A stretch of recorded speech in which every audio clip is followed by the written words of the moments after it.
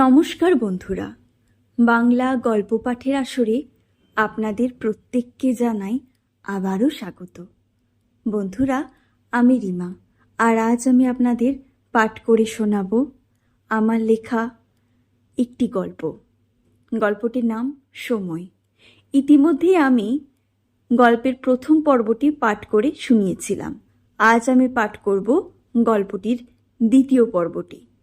শুরু হচ্ছে আজকের গল্প সময়, পর্ব 2। পুলিশ অফিসার রক্তিমদের মুখোমুখি বসে সৌনক। এই ডিসেম্বর মাসেও সৌনকের কপালে বিন্দু বিন্দু ঘাম জমা হয়েছে। পুলিশ অফিসার একটা বাঁকা মৃদু হাসি হেসে বলল, সো মিস্টার রায়, বলুন আপনাদের ঠিক কতদিন বিয়ে হয়েছে? সৌনক একটু নার্ভাস হয়েই আস্তে আস্তে বলল, তা প্রায় 10 বছর তো বটেই। অফিসার বললেন, বাবা 10? সে তো অনেক। তা গতকাল রাত্রে কি এমন হয়েছিল যে উনি এমন করলেন? উনি কি নিজেই এমন করেছেন নাকি আপনি? সৌনক এবার চিৎকার করে উঠল, এসব কি যাতা বলছেন আপনি? গত রাত্রে আমরা একসাথে ছিলামই না। অফিসার বললেন, একসাথে ছিলেন না মানে? তো কোথায় ছিলেন? আর একসাথে ছিলেনই বা না কেন? সৌনক একটু শান্ত হলো, তারপর বলল, আসলে গতকাল আমাদের মধ্যে একটা ঝামেলা হয়, আর তারপরই আমাদের বাড়ির তরফ থেকে সোমাশ্রীর বাবার বাড়িতে ফোন করা হয়েছিল। আজই তাদের এসে সোমাশ্রীকে নিয়ে যাবার কথা, কিন্তু এর মধ্যে সোমাশ্রী যে এমন কিছু করে বসবে তা কল্পনাও করতে পারিনি আমি।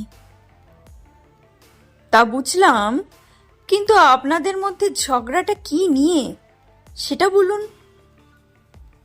সেটা তো আমাদের ব্যক্তিগত ব্যাপার, সেটা এভাবে সবার সামনে বলা কি খুব প্রয়োজন? কোনটা ব্যক্তিগত আছে আর, মিস্টার রায়? এখন আপনি যদি সোজাসুজি সব কথা বলে দেন তো বিষয়টা ভালো হয়, আর না হলে আমাদের জোর করতে হলে আপনারই বিপদ বাড়বে আর কি। অফিসার মিস্টার দে, আপনি আমার সাথে এমনভাবে কথা বলতে পারেন না, কিন্তু আমি কিন্তু ক্রিমিনাল নই। হ্যাঁ, এখনো প্রমাণিত হয়নি আপনি ক্রিমিনাল, কিন্তু হতে কতক্ষণ? অফিসার দে, আপনি কিন্তু আপনার সীমা ছাড়িয়ে যাচ্ছেন। না না না, এখনো আমি কোনো কিছুই করিনি, কিন্তু আপনি যদি এখনো চুপ করে থাকেন আমি অবশ্যই কিছু করব। বচসা চলতে থাকে এইভাবে। অন্যদিকে রনিতা যেন একটু শক্ত হয়েই বাড়ির কাজগুলো সামলাচ্ছে। রামাবলি, ফুল মিষ্টি কিনতে দেওয়া সব নিষ্ঠুর কাজগুলো যেন তাকে একাই করতে হচ্ছে, ভাগ্যের দোষে। সে তো দাদা বৌদির সংসার গুছোতে চেয়েছিল, তার বদলে বৌদির শেষ যাত্রা যাতে সুখের হয় তা দেখতে হচ্ছে। ইতিমধ্যেই তার বৌদির বাবার বাড়ির লোক এসেছে, কি যে হবে কি জানি। এইসব চিন্তায় যখন সে মগ্ন, ঠিক এমন সময়ই পেছন থেকে লক্ষ্মীর মা ডাক দিল, ও দিদি, এই ফুলগুলো কোথায় রাখবো গো? রনিতা একটু বিরক্তির সুরেই বলল, রাখ না, যেখানে খুশি একটা। আমাকে আর কিছু জিজ্ঞেস করিস না, আমার আর কিছু ভালো লাগছে না, বুঝলি? লক্ষ্মীর মা তাদের বাড়িতে অনেক দিন ধরেই কাজ করে, তাই মালিকের এই বিপদের দিনে সে তখন একটু সান্ত্বনার স্বরে বলল, দিদি, এমন কথা বলো না তুমি। যদি একটু শক্ত না হও তাহলে কি করে হবে বলো তো? মা ঠাকুরনের অবস্থা দেখেছ? আর ওই বাচ্চাটার কি দোষ বলো দেখি? ওর বয়স 4-5 বছরের তো বেশি নয়। কত কষ্ট করে, কত ডাক্তার বৌদি দেখিয়ে বৌদির বিয়ের 5 বছর পর একটা ছেলে হলো। টাকার অভাব নাই, বর ঘর এত সব বলি ভালো, এরপরেও কোনো মেয়ে এমন করে গো? না দিদি, তুমি এবার একটু এ সংসারের হাল ধরো। তাদেরই বাক্য বিনিময়ের মাঝেই হঠাৎ উদ্ভ্রান্তের মতো হৈমন্তী ঘরের দরজা দিয়ে প্রবেশ করল। রনিতা বলে চিৎকার করতেই গলা নামিয়ে নিল আর বলল, রনিতা, লক্ষ্মীর মা, তুমি এখন একটু এই দিকটা সামলে নাও তো, আমি এখানে আছি। লক্ষ্মীর মা দরজা দিয়ে বেরিয়ে যাবার মাত্রই হৈমন্তী কাঁদো কাঁদো গলায় বলল, রনিতা, রনু, সোমাশ্রীর বাবা কাকা সব এসে পড়েছে রে। মা কাকিমা তো বাড়িতেই রয়ে গেল, কিন্তু ওর বাবা কাকা সব গেছে পুলিশের কাছে। এবার যদি ওরা আমার বাবুর নামে কেস করে কি হবে রে? রনিতা এবার ঘাবড়ে গেল। তার মাকে শান্ত করে বলল, কিন্তু মা, দাদা ভাই তো কাল বৌদির বাবাকে ফোন করে যা বলার বলে দিয়েছে। হৈমন্তী এবার রনিতাকে ধমক দিয়ে বলল, শোন রনু, ওসব এখন অতীত, বুঝলি? মেয়ের মরার খবর শুনেছে, যদি ওদের মাথা ঠিক না থাকে আর পুলিশকে বেফাস কিছু একটা বলে দেয়, আমার বাবুটা তো ফেঁসে যাবে রে। অন্যদিকে নার্সিংহোম থেকে যতটা ভাবলেশীনভাবে বেরিয়েছিল লোকটা, এবার তার মুখে 10 গুণ চিন্তা আর দুঃখের ছাপ রয়েছে। পথে যেতে যেতে এবার ওর চোখ পড়ল তেমাথার ফুচকার দোকানটার দিকে, আর হাঁটতে হাঁটতে ভাবতে লাগলো, সোমাশ্রী আর সে কতদিনই না এখানে এসে ফুচকা খেয়েছে। শ্রী তো প্রায় দিনই বলতো বিয়ের পর থেকে ও আর ওর বর কখনো একসাথে ফুচকা খায়নি। আর এসব বলতে বলতেই মাঝে ফুচকাওয়ালার কাছে কখনো বা ঝাল, কখনো বা একটু টক জল চেয়ে নিত। ছেলে মানুষ ছিল বড্ড বেশি, তাই হয়তো ওকে এত ভালো লেগেছিল। ইস, কাল রাত্রে যদি একটি বারের জন্য ওর ফোনটা রিসিভ করতাম। হ্যাঁ, হয়তো তাকে নিয়ে বেরিয়ে আসতে পারতাম না, কিন্তু এমন দুর্ভাগ্যজনক ঘটনাও তো ঘটতে দিতাম না। কাল রাতে বুঝেছিলাম কিছু একটা হয়েছে, তাই ভোরবেলা আর অপেক্ষা করতে পারলাম না। অফিসের জন্য তার আগেই বেরিয়ে পড়লাম। আর ভোরবেলা যখন ওদের বাড়ির সামনে অ্যাম্বুলেন্সের গাড়িটা দেখলাম আর ওটা ফলো করলাম, তখনই বুঝে গেলাম সব শেষ। লোকটি রাস্তায় হাঁটতে হাঁটতে যখন এসব ভাবছিল, তখনই ধাক্কা খায় অন্য এক ভদ্রলোকের সাথে। ভদ্রলোকটি বললেন, আরে, এ যে আকাশ, তুমি এদিকে কোথায় গিয়েছিলে? বরুণদা, আপনি? আমি আসলে একটা এখানে কাজে এসেছিলাম। আজ আমি আর অফিস যাব না। আমি অবশ্য আপনাকে ফোন করতাম, ভালোই হলো, তার আগে আপনার সাথে দেখা হয়ে গেল। আমার আসলে শরীরটা ঠিক ভালো নেই আজ। বরুণবাবু বেশ মন দিয়ে শুনছিলেন এতক্ষণ। এবার তার গলার স্বর একটু নামিয়ে নিয়ে বললেন, আকাশ, ওসব অফিস ছাড়ো। তা শুনেছ কি হয়েছে এদিকে? কই না তো, কি হয়েছে? বরুণবাবু এবার চারপাশটা দেখে নিয়ে বললেন, আরে, আমাদের অফিসের সোমাশ্রী, সে নাকি গলায় দড়ি দিয়েছে। আমি তো ওর বাড়ি গিয়েছিলাম খবর পেয়ে, কিন্তু এখনো বডি আসেনি। বলল পোস্টমর্টমে গিয়েছে, বডি আসতে সেই দুপুর হবে। জানো, আরও শুনলাম সোমাশ্রীর নাকি অন্য কারোর সাথে একটা ছিল, বুঝলে না ভাইয়া? আকাশের মুখটা এবার একটু ফ্যাকাশে হয়ে গেল, কিন্তু সে একটু সুর নরম করেই প্রশ্ন করল, আপনি জানেন ওর ওই লোকটাকে যার সাথে সম্পর্ক ছিল? না, এখনো জানি না। আসলে আমি সোমাশ্রীদের বাড়ি গিয়েছিলাম, আর সেখানেই ওর শাশুড়ি আর ননদের মুখ থেকে এই কথাগুলো জানতে পারলাম। ওর নাকি আমাদের অফিসের কারোর সাথে সম্পর্ক ছিল। নামটা ঠিক জানি না এখনো। তা তুমি কি জানতে চাও নাকি ভাইয়া, নাকি জানো ওই লোকটার নাম? আগে না, আমি জানি না আর জানতেও চাই না। এসব ব্যাপারে আমি ঢুকতেও চাই না। কোথা থেকে অফিসার কে কিভাবে আমাকে জড়িয়ে দেবে তার ঠিক নেই কো। বলি বরুণদা, আপনিও সাবধানে থাকবেন একটু। দিনকাল তো ভালো নয়, আপনিও ফেঁসে যেতে পারেন। আজকাল এসব ব্যাপারে ফেঁসে যাওয়ার জন্য অপরাধের দরকার পড়ে না, এমনই পুলিশ সবাইকে জড়িয়ে দেয়। লোকটি চলে যেতে থাকলো। আকাশ দেখল সেটা, কিন্তু এমন দুঃসংবাদ যে কারোর কাছে কিভাবে হাসি মজার খোরাক হতে পারে সেটাই আকাশ বুঝতে পারছিল না এতক্ষণ। তাই বরুণবাবুকে নিরাশ করেই আকাশ এসব তেতো কথা বলে ফেলল। তবে বরুণদাকে কোনোরকম সন্দেহের অবকাশ দিলে চলবে না, এখান থেকে জলদি পালানো দরকার। তাছাড়া সে মানসিকভাবেও বিপর্যস্ত। বরুণবাবুর সাথে কথা আর না বাড়িয়েই আকাশ নিজের বাড়ির দিকে গেল। আকাশ আবারও হাঁটতে শুরু করল। সামনে একটা পাঞ্জাবির দোকানে বেশ ভিড় আজ। দোকানটা দেখে আকাশ ভাবল, এই দোকানটা থেকেই তো শ্রী আমায় একটা পাঞ্জাবি কিনে দিয়েছিল, আর তাতে নিজের হাতে নকশা বুনে দিয়েছিল। বেশ শিল্পীর হাত ছিল মেয়েটার। যেতে যেতে সোমাশ্রীর বাড়িটার দিকে একবার তাকিয়ে দেখল। এখান থেকে আকাশের বাড়ি হেঁটে আরো 15 মিনিট। আজ যেন আকাশ হেঁটেই চলেছে একা, একদম একা। তাই রাস্তা ফুরোতে চাইছে না। অন্যদিকে পুলিশ স্টেশনে সৌনক অত্যন্ত লজ্জিত কণ্ঠে অফিসারকে বলল, আমার স্ত্রীর সাথে ওর অফিসের একটা কলিগের অবৈধ সম্পর্ক ছিল, আর সেটা আমি আজ পাওয়ার পরই আমি ওকে প্রশ্ন করি। আর তাতে সোমা আমায় বলে, তুমি তো আমায় কখনো সময় দাওই নি। এমন প্রশ্নের এমন উত্তর পেয়ে আমার মাথা ঠিক ছিল না। আমি ওর মা বাবাকে ফোন করে সব জানাই।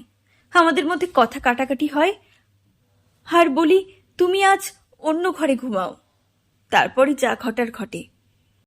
আচমকাই পুলিশ স্টেশনে একটা কথা ভেসে উঠল, এমন যে ঘটেছিল তার প্রমাণ কি? অফিসার রক্তিম দে আর সৌনক উভয়ই এ কথা শুনে পেছন ফিরে দেখতে পেল সোমাশ্রীর বাড়ির লোক এসেছে। সৌনক এবার ব্যস্ত হয়ে বলল, এসব কি বলছেন কি আপনি? আমি তো কাল রাতেই আপনাকে সব বলেছিলাম, কল হিস্ট্রি পাঠিয়েছিলাম, মেসেজ পাঠিয়েছিলাম, তারপরেও। সোমাশ্রীর বাবা এবার একটু কাঁপা কাঁপা গলায় বলল, হ্যাঁ ঠিকই, কিন্তু সেটা একটা আননোন নম্বর। লোকটা যে কে সেটা তো জানা যায়নি, সেটা তদন্ত সাপেক্ষ। আর আমি একবারও বলিনি আমাদের মেয়ে নির্দোষ। তবে সব জানার পরও তুমি যে আমার মেয়েকে মেরে ফেলোনি কিংবা ওকে বাধ্য করনি এমন করতে, তার প্রমাণ কোথায়? মানে মানে কি বলছেন কি আপনি? সৌনক কাঁচুমাচু গলায় প্রশ্ন করল। অন্যদিকে আকাশ যখন বাড়িতে পৌঁছে ক্লান্ত হয়ে একটা চেয়ারে আরাম করতে বসল, পাশের ঘর থেকে আকাশের স্ত্রী জয়া বেরিয়ে এসে একটা কর্কশ গলায় বলল, কি গো, কোথায় যাওয়া হয়েছিল তা শুনি সকাল সকাল? অফিস কি আজ যাবে না? আকাশ ধীরে ধীরে উত্তর দিল, না, শরীরটা ভালো নেই বুঝলে। একটু জল দেবে জয়া? ঘর থেকে আর কিছু না বলেই জয়া জল আনতে বেরিয়ে গেল। মিনিট 2 পর জয়া এলো গ্লাস হাতে করে। তারপর জলের গ্লাসটা খুব জোরে শব্দ করে টেবিলে রাখল। জয়া এরপর নিজেই নিজের অন্য ঘরে চলে গেল। ঘরের মধ্যে একটা গান বাজছে, পিয়া তোরা कैसा অভিমান। আকাশ এতক্ষণ মন দিয়ে শুনছিল গানটা। এবার সে জলের গ্লাসটা নিয়ে ভাবতে লাগলো নিজের মনেই, সোমাশ্রীর ব্যবহার কত শান্ত ছিল। আর এদিকে জয়া, তাকে যেন কিছু বলবার উপায়ই নেই। সহজ কথা জয়া সহজভাবে নিতেই পারে না। অফিস থেকে ফেরার সময় মাঝে মধ্যেই আগে জয়ার জন্য ফুল আনতাম। জয়া সে ফুল 2 বার নাড়াচাড়া করে রেখে দিত। কোনো কিছুতেই যেন জয়ার মন পায়নি কখনো। আর অন্যদিকে শ্রী, একবার কাগজ ফুলগুলো রাস্তার একটা গাছ থেকে পেরে ওর চুলের খোপায় গুজে দিয়েছিলাম। কতই না খুশি হয়েছিল মেয়েটা। একটা সামান্য ফুল যে কাউকে এত সুখী করতে পারে, শ্রীর সাথে সম্পর্ক না হলে আমি সেটা বুঝতেই পারতাম না। তাছাড়া কতইবার আমাকে টাকা পয়সা দিয়ে সাহায্য করেছে ও। শ্রী আমায় বড্ড ঋণী করে পৃথিবী থেকে চলে গেছে। ও ঋণ শোধ করার কোনো সামর্থ্য আমার ছিল না, আর এখন তো আর কোনো উপায়ও নেই। একবার যখন বলেছিলাম কথায় কথায়, শ্রী তুমি আমায় এত ঋণী করো না, শ্রী একটু হেসে বলেছিল, আমি কোথায় ঋণী করলাম, বরং তুমি তো আমায় ঋণী করে চলেছ ভালোবাসা দিয়ে। এই যে তুমি আমায় এতটা আগলে রাখো, এতটা কেয়ার নাও, কই সৌনক তো এমন করে না। আমার জন্য ওর সময়ই নেই, জ্বর হলে ওষুধ খেয়েছে কিনা জিজ্ঞাসা করে না। এখন বলো তো, আমি তোমায় ঋণী করলাম নাকি তুমি আমায় করছো? না, সেদিন শ্রীর কথায় আকাশ কোনো উত্তর দিতে পারেনি। আসলে এত সুন্দর করে যে কেউ কাউকে ভাবতে পারে, ভাবাতে পারে, সেটাই বুঝতে পারেনি সে আগে। সত্যি শ্রী আর জয়ার মধ্যে অনেক পার্থক্য। আজ আকাশ সেটা আরো ভালোভাবে উপলব্ধি করতে পারল। তবে ওর কি স্ত্রীর বাড়িতে একবার যাওয়া উচিত, সেটাই একবার ভেবে চলেছে। না হলে তো সবাই ওকে আরো বেশি সন্দেহ করবে। না, আকাশ যাবে বলেই স্থির করল।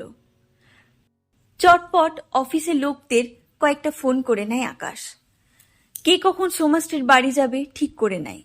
ঠিক হয় আকাশ ওদের অফিসের ম্যানেজার বাবুর সাথেই সোমাশ্রীর বাড়ি যাবে।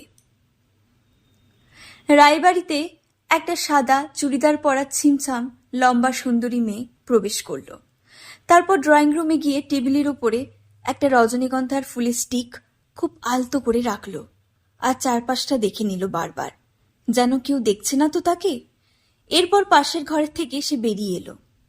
রনিতা তাকে দেখে কান্দো কান্দো গলায় বলল, অম্বিকা তুমি এসেছো আজ? অম্বিকা অম্বিকা সৌনকের অফিসে চাকরি করে, আবার সে পেশায় লেখিকাও বটে। অম্বিকা বলল, কেন আসবো না দিদি ভাই, একটা সময় তো আমি তোমাদেরই আপন করতে চেয়েছিলাম, আর আজ তোমাদের সৌনকদার এত বিপদের দিন আর আমি আসবো না, এটা কখনো হতে পারে দিদি ভাই? হৈমন্তী পাশ থেকে অম্বিকাকে জড়িয়ে ধরে বলল, অম্বিকা আমি হিরে ফেলে কাঁচ তুলে নিয়েছি, আর আজ তার ফল হাতে নাতে পাচ্ছি। অম্বিকা মনে মনে একটু হেসে নিয়ে মুখে একটা করুণ ভাব রেখে বলল, চিন্তা করো না কাকিমা, সব ঠিক হয়ে যাবে। কিন্তু সৌনকদা কোথায়? প্রায় 12টা বাজতে যাচ্ছে, এখনো ফেরেনি বডি নিয়ে। রনিতা এবার সশব্দে আরো জোরে কেঁদে উঠল, অম্বিকা দাদা পুলিশ স্টেশনে, আর বৌদির বাবা কাকারা সব ওখানে গিয়েছে। ওখানে যে কি হচ্ছে কিছুই বুঝতে পারছি না গো। আমার দাদাটাকে একটু শান্তি দেবে না বোধ হয়। মরার আগেও দেয়নি, মরার পরও না। অম্বিকা রনিতার হাত দুটো ধরে বলল, চিন্তা করো না দিদি, আমি সৌনকদার কিচ্ছু হতে দেব না, কিচ্ছু না। পাশ থেকে বিল্লু অম্বিকা আর রনিতা হৈমন্তীর কথা শুনছিল, কাণ্ড কারখানাও সব দেখছিল, তবে মুখে কিছুই বলেনি, বরং সোমাশ্রীর কাকা কাকিমাকে এতক্ষণ সান্ত্বনা দিয়ে যাচ্ছিল সে। তবে তার মাসির মুখে এমন কথা শুনে আর ওই বাইরের মেয়েটা অম্বিকার প্রতি এমন আধিক্যতা দেখে বিল্লুর গাটা যেন জ্বলে গেল। বিল্লু মনে মনে ভাবল, না, এদের উপর দেখছে সত্যিই নজর রাখতে হবে, না হলে এই কেসটা আমার কাছে ঠিক পরিষ্কার হচ্ছে না। অন্যদিকে পুলিশ স্টেশনে কোলাহল চরম পৌঁছেছে। সৌনক বারবারই একটা কথা বলছে যে সে কিচ্ছু করেনি, শুধু বলেছিল সে সোমাকে অন্য ঘরে ঘুমোতে, কিন্তু সোমা যে এমন কিছু করতে পারে সেটা সে ভাবতেও পারেনি। কিন্তু সোমাশ্রীর বাবা জোর গলায় বলছে, সোমা আমার মেয়ে, সে চাকরি করত, তাই এমন কিছু হলে সে বাড়ি থেকে বেরিয়ে আসতো, কিন্তু সে সুইসাইড কেন করবে? নিশ্চয়ই তাকে কেউ ইন্ধন জুগিয়েছে, এ ব্যাপারে তদন্ত হওয়া উচিত। পুলিশ এ কথার সমর্থন জানায়। অন্যদিকে ড্রয়িং রুম থেকে লক্ষ্মীর মা একটা কাগজ হাতে নিয়ে বেরিয়ে এলো আর বলল, মা ঠাকুরন, রনিতা দিদি, এটা দেখো গো, কি এটা টেবিলের নিচে পড়েছিল, আমি জিনিসপত্র রাখার সময় খেয়াল করলাম। অম্বিকা প্রায় ছো মেরে কাগজটা হাতে তুলে নিল। কাগজটা খুলে সে পড়তে লাগলো, ও মা, এটা তো দেখছি সোমাশ্রীর সুইসাইড নোট। হৈমন্তী বলল, তা এতে কি লেখা আছে অম্বিকা? পাঠ করো তো একবার। এতে লেখা আছে, আমি চলে যাচ্ছি চিরকালের মতো এই বাড়ি, সংসার, এই জগৎ ছেড়ে। কোনো রাগ, ক্ষোভ, অভিমান রেখো না তোমার অন্তরে। যদি কোনো ভুল করি আমায় ক্ষমা করে দিও তুমি। তুমি আর বুবাই নিজেদের যত্ন নিও। আমার এই চলে যাওয়ার পেছনে কারোর কোনো প্ররোচনা নেই। আমার এই সিদ্ধান্ত একার। তুমি শুধু সুখী হও। তোমার যোগ্য কারোর সাথে নতুন করে পেত সংসার। দেখো একটু বুবাইকে, ও তো এখন ছোট, জানি ওর অযত্ন হবে না। তুমি ওকে ভালোবাসো বড্ড। আবারও বলছি, আমার মৃত্যুতে কারোর কোনো দোষ নেই। এই কাজটা করলাম আমার নিজের ইচ্ছের। পারলে আমায় ক্ষমা করো, আর জ্বালাবো না কখনো তোমাদের। ইতি সোমাশ্রী রায়। অর্থাৎ ওর মূল বক্তব্য হলো, ওর মৃত্যুর জন্য কেউ দায়ী নয়, না, ঘরের কেউ না, বাইরেরও কেউ না। আর নিচে সোমাশ্রীর দুবার সই করা আছে, একবার বাংলায় একবার ইংরাজিতে। এই দেখো রনিতা দিদিভাই।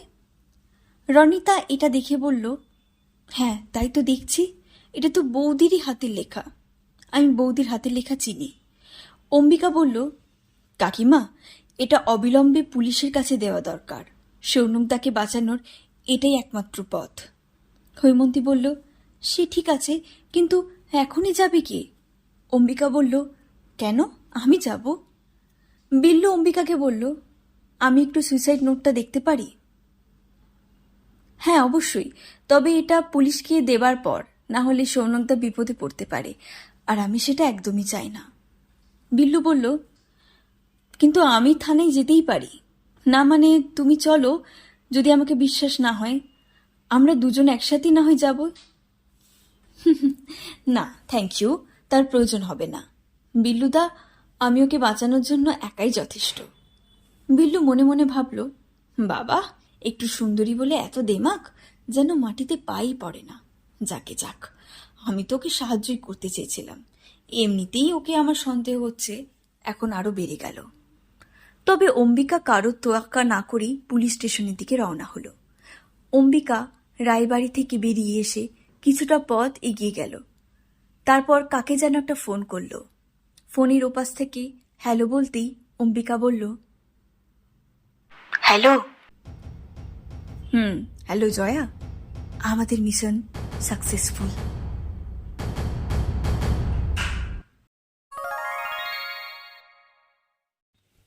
বন্ধুরা, আপনারা এতক্ষণ ধরে শুনছিলেন সময় গল্পটির দ্বিতীয় পর্বটি। গল্পটি শুনতে আপনাদের ভালো লাগলে লাইক কমেন্ট করবেন, বন্ধুদের সাথে শেয়ার করবেন, আর অবশ্যই চ্যানেলটিকে সাবস্ক্রাইব করে দেবেন। আবারও আপনাদের কাছে হাজির হব অন্য কোনো গল্প, কবিতা কিংবা কোনো উপন্যাস নিয়ে। ততদিনে ভালো থাকবেন। Thank you.